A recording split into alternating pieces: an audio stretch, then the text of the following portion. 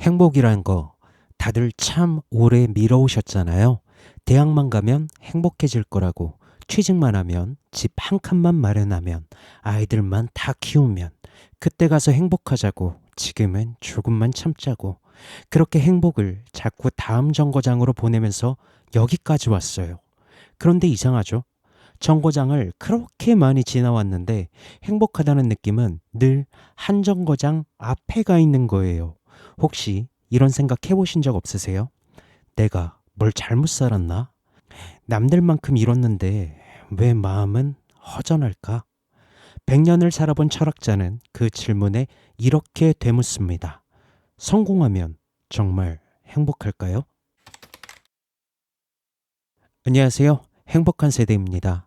책 한 권으로 위로받고 다시 웃는 시간. 오늘도 그런 책 한 권을 들고 왔어요. 지난 시간에 이어서 김영석 교수의 100년을 살아본 일을 나누고 있습니다. 오늘은 이 책의 일부 행복론 이야기예요. 이 영상만 보셔도 되게끔 이야기할 테니까 지난 편을 안 보셨어도 괜찮습니다. 김영석 교수는 1920년생입니다. 연세대학교에서 오래 철학을 가르쳤고 90이 훌쩍 넘어 이 책을 썼어요.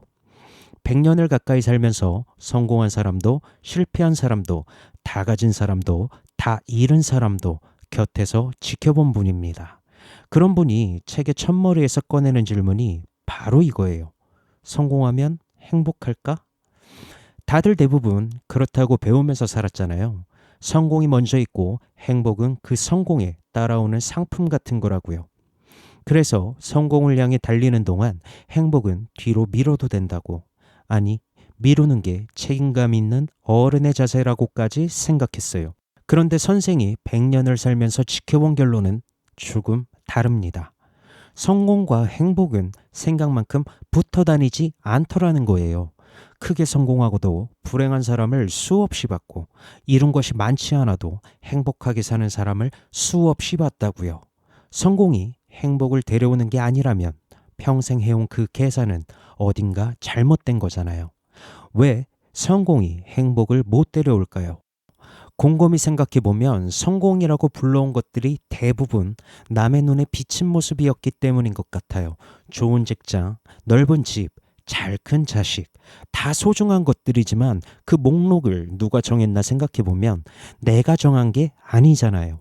세상이 정해준 목록을 채우느라 평생을 썼는데 목록을 다 채운 날 마음이 허전하다면 그건 처음부터 내 목록이 아니었다는 뜻이겠죠. 남의 눈은 아무리 채워도 내 마음이 안 불러요. 비교라는 게 원래 끝이 없어서 한 칸을 채우면 꼭 위에 세 칸이 생기더라고요. 그러니까 문제는 성공 자체가 아니에요. 성공은 죄가 없어요. 성공에다가 행복까지 맡겨놓은 것, 그 계산이 문제였다는 거예요. 그럼 행복은 어디에 달려 있을까요? 선생의 대답이 이 책에서 저를 가장 오래 붙잡은 문장이었어요. 행복은 인격만큼 누린다. 사실 이 말은 선생이 예전에 쓴 책의 제목이기도 해요. 평생을 관통하는 명제인 거죠. 무슨 뜻일까요? 행복이라는 게 밖에서 들어오는 게 아니라 그걸 담는 그릇이 사람 안에 있다는 거예요. 그리고 그 그릇이 인격이라는 겁니다. 그릇이 간장 종지만한 사람은 바다를 부어줘도 종지만큼밖에 못 담아요. 반대로 그릇이 넉넉한 사람은 작은 것에서도 채울 걸 찾아냅니다. 주변에 꼭 있잖아요. 뭘 그렇게 대단한 걸 가진 것도 아닌데 늘 웃는 사람, 감사하다는 말을 입에 달고 사는 사람. 그런가 하면 남 부러울 것 없이 갖췄는데 만나면 늘 불평인 사람도 있고요. 두 사람의 차이는 가진 것의 차이가 아니라 그릇의 차이더라고요. 그럼 그 그릇은 어떻게 빚는 걸까요? 선생이 사는 모습에서 힌트가 보여요. 100세가 넘은 선생에게 기자들이 장수의 비결을 물었더니 남 욕하지 않는 것이라고 답했다고 해요. 장수 비결을 물었는데 인격 이야기를 하는 거예요. 남을 미워하는 마음이 결국 내 마음을 먼저 병들게 한다는 걸 100년을 살아보니 알겠더라는 거죠. 미움을 안 담는 것, 욕을 안 하는 것. 대단한 수행이 아니라 그런 매일의 작은 선택들이 그릇을 빚는 거더라고요. 거꾸로 말하면 무심코 하는 미움과 험담이 사실은 행복의 그릇을 매일 조금씩 이지러뜨리고 있었던 거고요. 이 말이 아프게 들릴 수도 있어요. 행복하지 못한 게 내 그릇 탓이냐 하는 생각 때문에요. 그런데 저는 거꾸로 희망으로 읽었습니다. 행복이 재산이나 지위에 달려 있다면 지금부터 그걸 늘리는 건 솔직히 쉽지 않잖아요. 그런데 그릇에 달려 있다면 이야기가 달라요. 그릇은 나이와 상관없이 계속 빚을 수 있는 거니까요. 그리고 인격이라는 건 살아온 세월로 빚는 거잖아요. 그렇다면 세월을 가장 많이 쌓으신 여러분의 지금이야말로 그 그릇이 가장 잘 빚어지는 때인 거예요. 책 일부에는 일을 하는 이유에 대한 이야기도 나옵니다. 일이라고 하면 다들 돈부터 떠올리잖아요. 일은 벌이고 벌이가 끝나면 일도 끝나는 거라고요. 그래서 은퇴하고 나면 이제 일이 없는 사람이 됐다고, 쓸모가 끝난 사람이 됐다고 마음이 내려앉고요. 근데 선생은 일을 다르게 봅니다. 일이라는 건 돈을 버는 수단이기 이전에 사람이 성장하고 이웃에게 무언가를 주는 통로라는 거예요. 그렇게 보면 은퇴는 일의 끝이 아니에요. 벌이의 끝일 뿐이죠. 돈이 안 되는 일은 얼마든지 남아있잖아요. 아니, 돈이 안 되기 때문에 더 순수하게 내 것인 일들이요.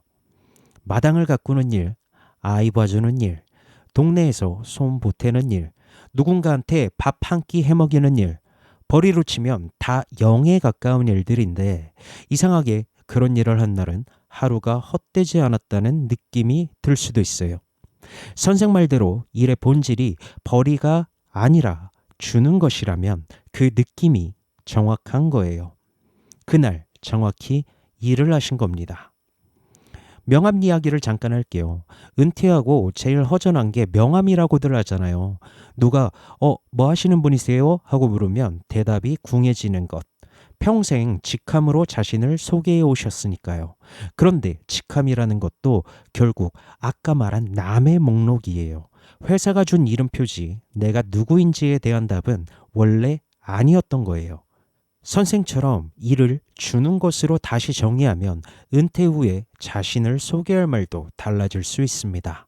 무슨 부장, 무슨 소장이 아니라 손주 봐주는 사람, 화초 키우는 사람, 동네 굳은 일에 손 보태는 사람. 직함보다 소박한데 이상하게 이쪽이 훨씬 더 나 같은 이름이잖아요. 그리고 선생의 행복론은 결국 한 문장으로 모입니다. 행복은 주는 것이다.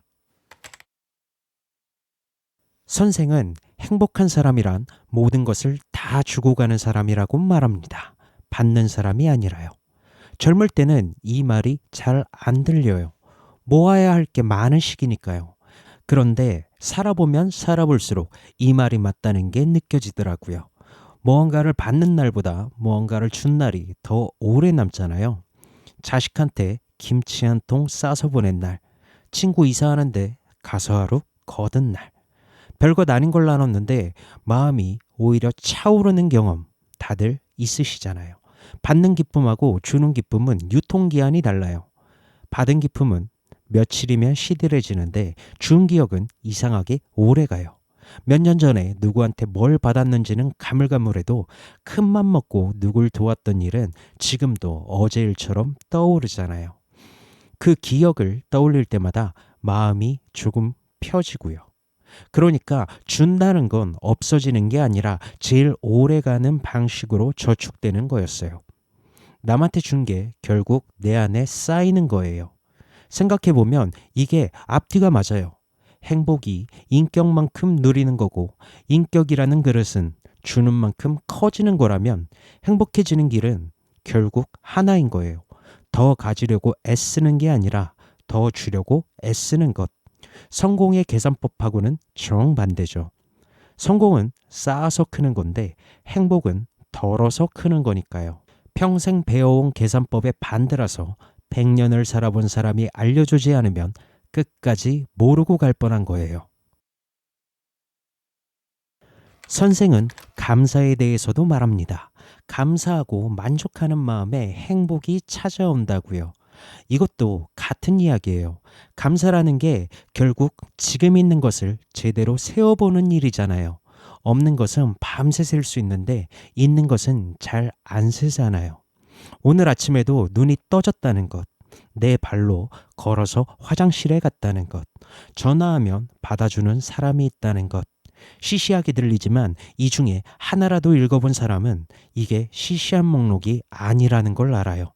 병원 한번 크게 다녀오면 알게 되잖아요. 아무데도 아프지 않은 하루가 얼마나 큰 선물이었는지. 그런데 꼭 잃고 나서야 세기 시작하잖아요. 있는 동안에는 공기처럼 여기다가요. 감사라는 건 그 순서를 바꾸는 연습인 것 같아요. 잃기 전에 미리 세어보는 것. 그러면 같은 하루를 살아도 담기는 게 달라져요. 그릇 이야기로 돌아가면 감사는 그릇을 키우는 일이면서 동시에 이미 그릇에 담겨 있는 걸 발견하는 일이기도 한 거죠.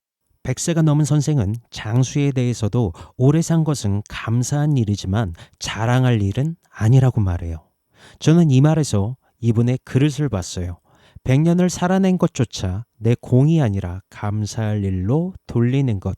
어쩌면 그 마음가짐 자체가 이분이 말하는 행복론의 전부일지도 모르겠습니다.